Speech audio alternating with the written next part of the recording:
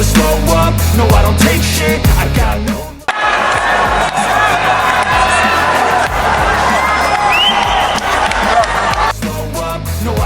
Arya Sinulinga memastikan bahwa Dennis Wise akan bekerja sama dengan Bima Sakti yang merupakan pelatih timnas U17 Indonesia. Pengalaman Dennis jadi pertimbangan untuk pembentukan skuad Garuda Asia untuk Piala Dunia U17 2023. Kita selama ini sudah punya juga timnas U16 dan U17. Tapi dalam minggu ini Bima Sakti akan kolaborasi dengan Dennis Wise, Dirtek Garuda Select, kata Arya Sinulinga dalam wawancara bersama Sapa Indonesia Malam, Minggu, 2 Juli 2023. Legenda Chelsea tersebut akan turun tangan dalam seleksi pemain skuad Garuda Asia. Tidak hanya Dennis, dua sosok lain yakni Shin Taeyong dan Indra Syafri juga akan diberikan tugas yang sama. Nantinya, mereka akan melakukan seleksi di beberapa daerah di Indonesia. Mereka akan bersama-sama untuk melakukan seleksi. Kemudian seperti kata Pak Erik, kami akan melakukan seleksi di 9-10 kota di Indonesia, imbuh Arya Sinulinga.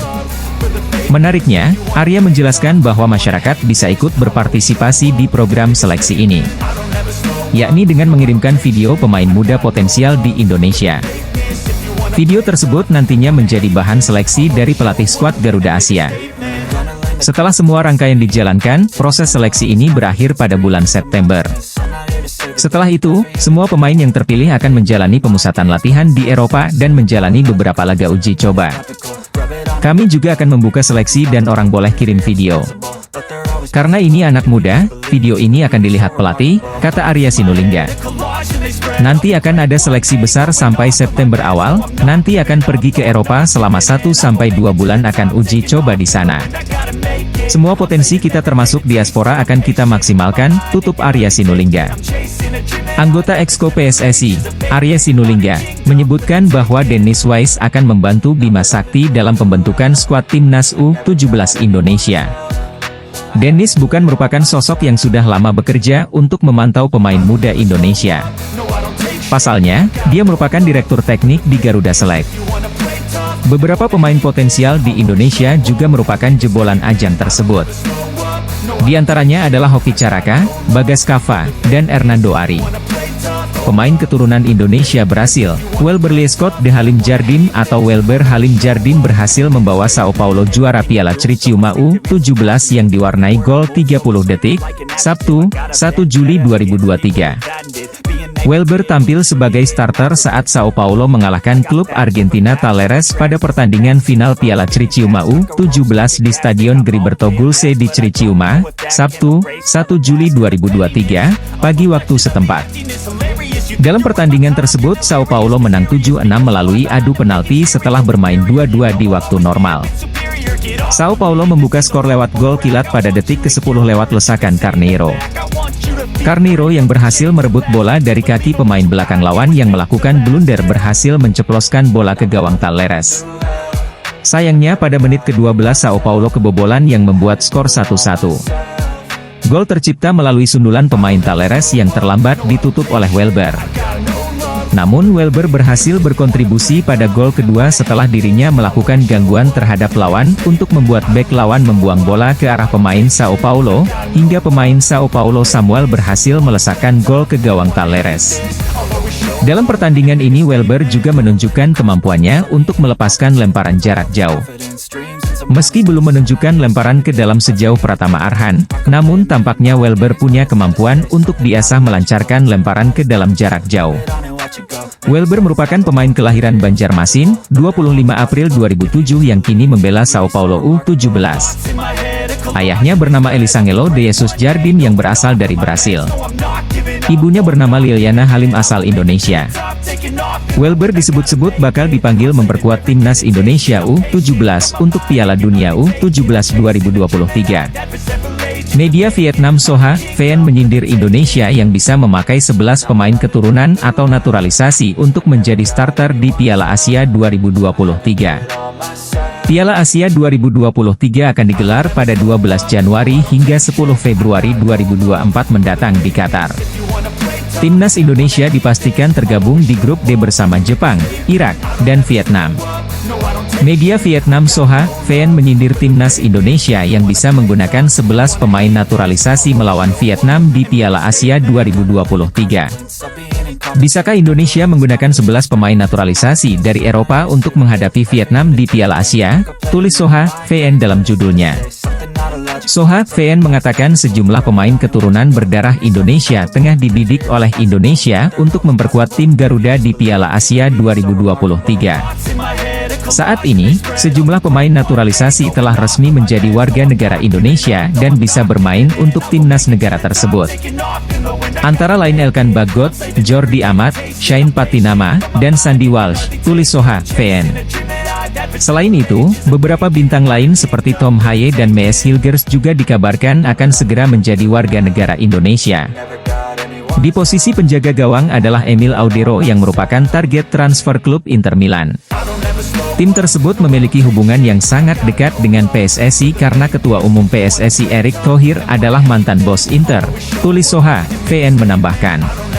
Menurut staf ahli Kemenpora, Hamdan Hamedan, saat ini ada sekira 30 pemain diaspora yang dapat diproyeksikan membela timnas Indonesia U17. Dari 30 pemain itu, 10-12 diantaranya memiliki paspor Indonesia, sehingga mereka tak perlu menjalani proses naturalisasi. Diprediksi dari 30 pemain di atas, 3 diantaranya merupakan pemain-pemain di bawah ini yang dikenal memiliki kualitas. Lantas, siapa saja pemain yang dimaksud? Welber Jardim memiliki darah Indonesia dari sang ibu dan Brasil dari sang ayah. Kedua orang tuanya saling kenal ketika sang ayah yang merupakan ex-pesepak bola, Elisangelo de Jesus Jardim, berkarier di Indonesia pada pertengahan 2000-an. Setelah pensiun sebagai pesepak bola, Elisangelo de Jesus Jardim membawa keluarganya terbang ke Brasil. Di Brasil, Elisangelo de Jesus Jardim menempa kemampuan Welber Jardim hingga menembus tim muda Sao Paulo. Berhubung mempunyai paspor Indonesia, Welber Jardim tak perlu menjalani proses naturalisasi.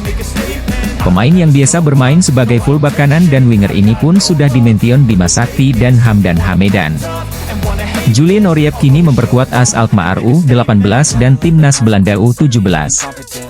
Fakta ini menunjukkan Julian Oryep yang berusia 16 tahun bukanlah pemain sembarangan. Hanya saja, Julian Oryep yang memiliki darah Indonesia dari sang kakek, ditengarai hanya memiliki paspor Belanda, plus pernah memperkuat timnas Belanda kelompok umur. Jika memang tertarik membela timnas Indonesia U17, Julian Oryep harus menjalani proses naturalisasi yang regulasinya terhitung rumit. Gabriel Han Wilhoff-King kini memperkuat Tottenham Hotspur U18. Pemain yang satu ini biasanya bermain sebagai gelandang sentral dan disebut-sebut salah satu pemain terbaik di posisinya. Pemain bertinggi badan 174 cm ini ditengarai memiliki darah Indonesia dari sang ayah. Hanya saja, tidak diketahui secara pasti apakah Gabriel Han Wilhoff-King mempunyai paspor Indonesia atau tidak. Timnas Indonesia U17 akan turun di Piala Dunia U17 2023 yang dilangsungkan di tanah air pada 10 November hingga 2 Desember 2023. Demi mendapatkan hasil maksimal di ajang 2 tahunan tersebut, pelatih Timnas Indonesia U17 Bima Sakti siap memanggil pemain-pemain diaspora atau keturunan. Namun, ia memberi syarat, pemain diaspora itu wajib memiliki kemampuan melebihi pesepak bola yang lahir dan tumbuh di Indonesia. Saya ingin memberikan kesempatan untuk semua anak bangsa yang di Indonesia maupun luar negeri. Yang pasti tetap ada sejarahnya, entah itu orang tuanya atau bapak ibunya itu ada darah Indonesianya, dan memiliki paspor Indonesia gitu, kata Bima Sakti kepada tim MNC Portal Indonesia. Kita kasih kesempatan juga untuk pemain diaspora juga, kalau memang mereka lebih bagus jauh di atas rata-rata pemain yang ada ya kita pilih. Tapi, kalau sama ya kita mendingan kasih kesempatan anak-anak yang berlatih di Indonesia atau anak-anak lokal, itu kalau sama, kan dia dapat ilmu bagus juga di luar sana, lanjut Bima Sakti. Dengan tampil sebagai starter pada laga persahabatan tersebut, Rafael Struijk mulai mencuri perhatian yang cukup berkontribusi besar selama mengikuti pertandingan melawan sang juara dunia, Argentina pada 19 Juni 2023 yang lalu. Bahkan disebutkan melalui Bola Times, akun Instagramnya terpantau naik menembus 706.000 followers pada Kamis, 29 Juni 2023. Followersnya pun kian bertambah dari 706.000 kini naik menjadi 714.000 pada Jumat, 30 Juni 2026. Saking tenarnya, kini Rafael Struwik juga banyak warganet yang tergila-gila, khususnya kaum hawa.